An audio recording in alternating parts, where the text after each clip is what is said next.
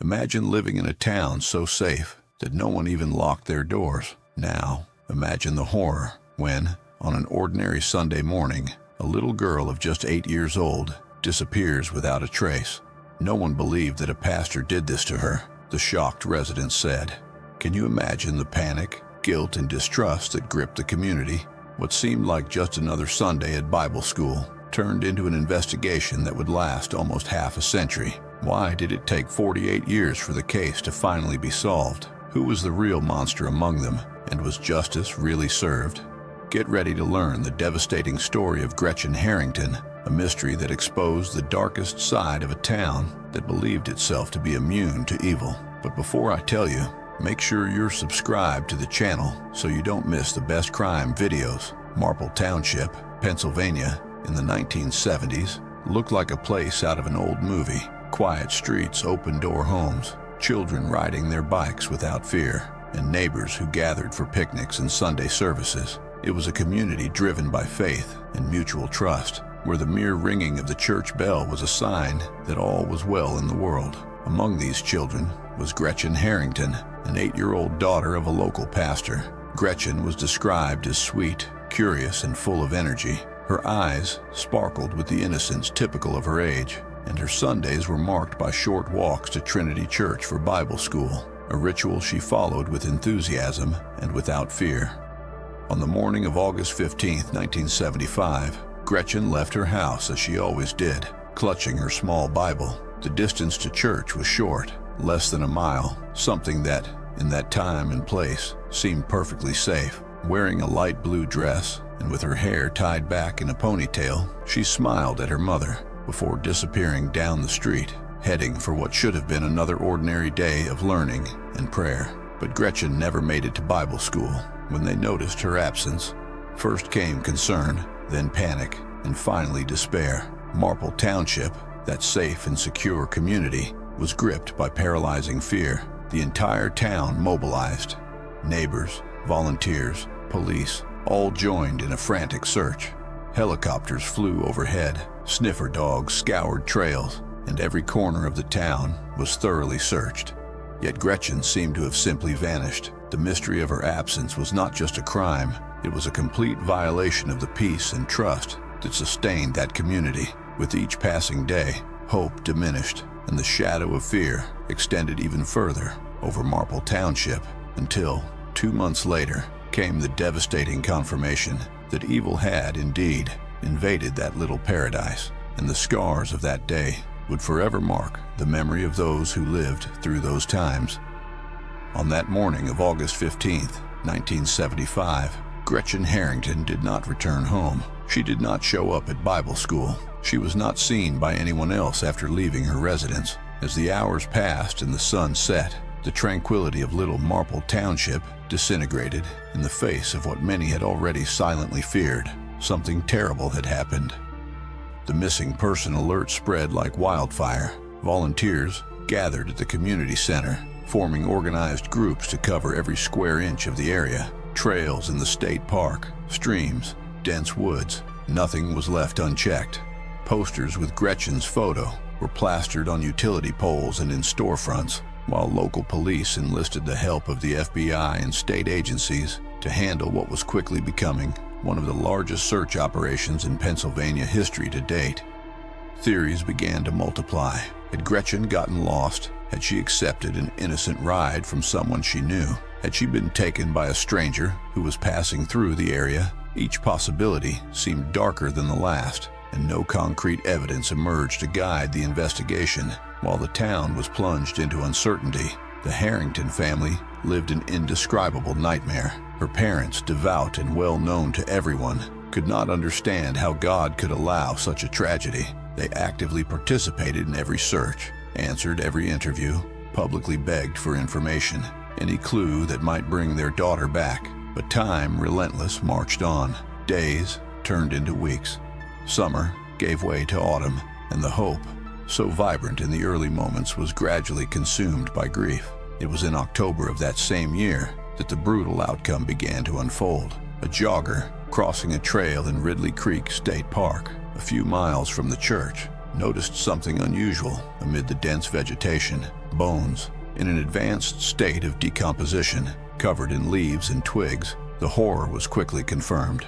These were the remains of Gretchen Harrington. The forensics, limited by the technology of the time, were able to determine that the girl had suffered severe trauma to the head. There were signs of physical assault, but the state of the remains made it impossible to determine more precise details. Without DNA samples, fingerprints, or any personal items that could indicate the perpetrator of the crime, the authorities were left with little more than the certainty that Gretchen had not gotten lost. She had been the victim of unspeakable violence. In the months that followed, possible suspects emerged: passing motorists, unknown visitors, single men from the neighboring town. Anyone seemed like they could be the culprit, but no solid leads stuck. No witnesses remembered anything relevant, no evidence linked a suspect to the crime. And so, little by little, the search for justice gave way to bitter resignation. Gretchen Harrington became a name etched on tombstones and prayers, while the mystery of her death festered like a painful scar in the heart of Marple Township. But what seemed to have been buried forever was just waiting for the right moment to resurface. Decades later, the truth would begin to emerge in a way so shocking that it would reopen all the wounds that had never healed. And if you enjoyed the video, be sure to like the video and subscribe to the channel. The murder of Gretchen Harrington quickly became one of those cases where everyone had a theory, but no one had an answer. With no witnesses, no physical evidence, and no clear crime scene, the Marple Township Police faced a scenario that was nearly impossible by 1970s standards. In the first few months, dozens of suspects were questioned. Truck drivers who had been through town that day, state park workers, out-of-towners with no solid alibis, all were investigated and one by one ruled out. Then came months of false leads: a suspicious car seen nearby, a footprint found near the park, reports of noises in the woods. Each of these leads sparked a new spark of hope for the investigators and the Harrington family, but each one, without exception, proved to be a dead end. The case soon went cold, buried under piles of other crimes and the weight of time itself. Every now and then, a new anonymous tip would briefly rekindle hope, but with each failure, the town sank deeper into the sense that justice might never be achieved. For decades, Gretchen's memory lingered like a silent ghost. Her name was mentioned at church services, in graduation speeches, in local child safety campaigns, but the case itself seemed doomed to never be solved, until, in 2022, a spark reignited the flame. Two local journalists, fascinated by the unsolved mystery, published a detailed book about Gretchen's disappearance. They reconstructed the girl's final hours, re-interviewed family members and former residents, and shed new light on aspects that had been overlooked in the initial investigation.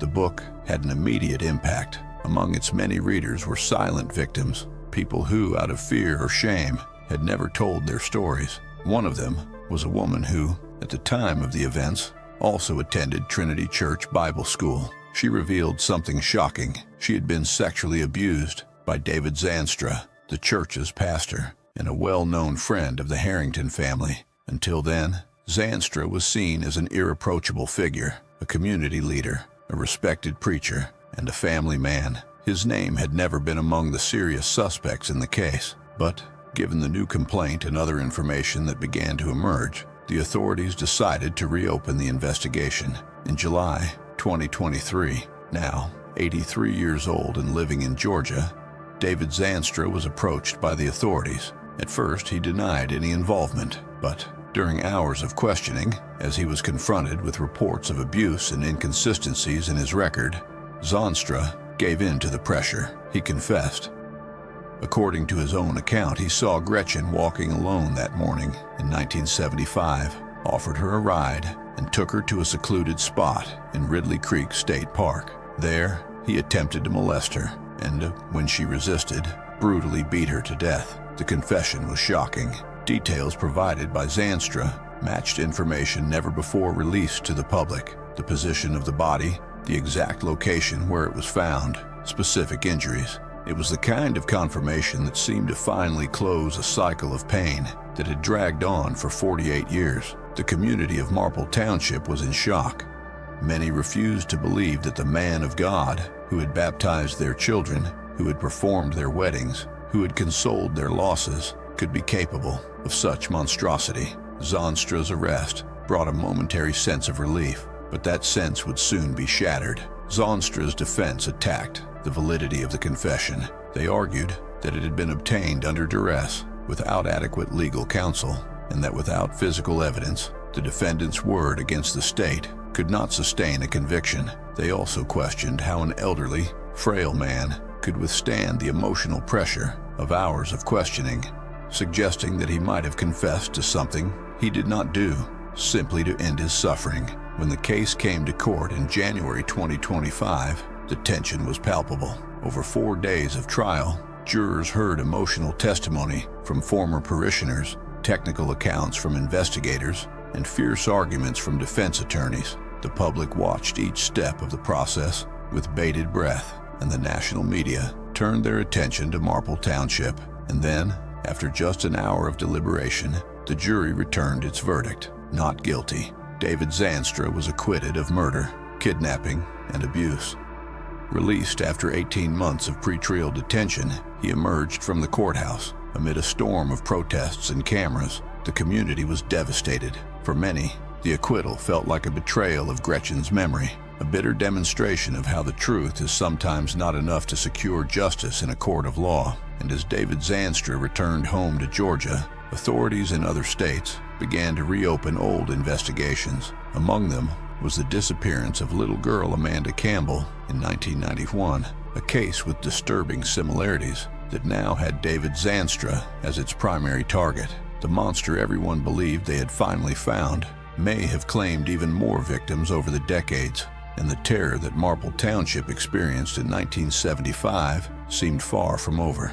David Zahnstra's acquittal in January 2025 left an open wound that has never healed in Marple Township. For many residents, justice had been denied, and the memory of Gretchen Harrington became even more painful. How could one explain that after such a detailed confession, the main suspect was released?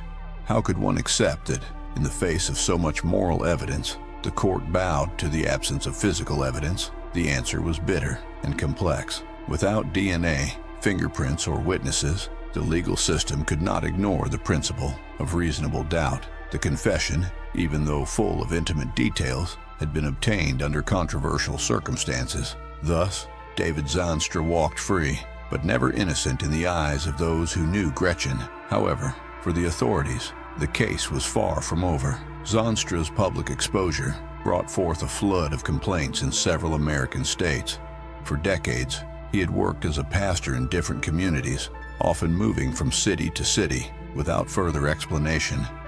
Now, with the spotlight on their story, victims who had previously been silenced have found the courage to speak out. In particular, the disappearance of Amanda Campbell, which occurred in 1991, began to be revisited. Amanda was 9 years old when she disappeared on her way to school in a town where Zahnstra had held temporary religious functions. Like Gretchen, Amanda disappeared in broad daylight without a trace. At the time, the investigation also ran into a lack of evidence. Now, new forensic technologies and the indirect connection to Zahnstra renewed hope for a solution. As new lines of investigation emerged, David Zahnstra's name became synonymous with suspicion and terror. Documentaries began to be produced, books were written, and campaigns to prevent child abuse directly cited the Marple Township case as a warning for the entire United States. But more than just new allegations, Gretchen Harrington's case brought an uncomfortable discussion to the surface. How could an authority figure, a respected pastor, manage to manipulate an entire community for so long? How many signs had been ignored in the name of blind trust? How many victims could have been saved if there had been more vigilance, more questioning, more courage to confront the uncomfortable? For the Harrington family, the fight continued. Even with the not guilty verdict, they kept their daughter's memory alive, participating in awareness-raising events and demanding that similar cases be reopened. They knew that, until the truth was fully revealed, Gretchen's story could not be considered closed. Perhaps the cruelest twist was the realization that, even after 48 years, Justice was a slippery concept. A guilty plea was not always enough. The victim's pain was not always enough to move the system, and answers did not always come from where they expected. The Gretchen Harrington case did not end with a conviction. It ended with a warning. Evil can lurk where we least expect it, and it is up to each of us to keep our eyes open, even when the truth hurts more than ignorance. The disappearance and murder of Gretchen Harrington will forever remain a scar on the history of Marple Township, a bitter reminder that evil can hide even beneath the most sacred garments. A town that prided itself on its innocence had to confront the fact that the real threat is sometimes closer than we dare imagine. Even without a formal conviction, the truth about David Zanstra was laid bare before the eyes of the world. And although the justice system has its limitations, Gretchen's memory will never be erased. She has become a symbol of resistance, of the relentless pursuit of justice, and of the need to never underestimate the signs of danger, no matter how uncomfortable they may be. Every prayer said by her parents, every candle lit in her honor, every new testimony that emerged decades later, all prove that the fight for justice is a commitment that transcends time. Gretchen Harrington, with her shy smile and interrupted dreams, lives on in the memories of those who refuse to accept silence as an answer. And as long as there are those who remember her story, there will be hope that the truth will one day prevail. If you believe that Gretchen Harrington's story cannot be forgotten, help keep her memory alive. Share this video, leave your comment, and subscribe to the channel. Your voice can make a difference in the fight for truth and the protection of other children. Justice begins when we choose to never remain silent.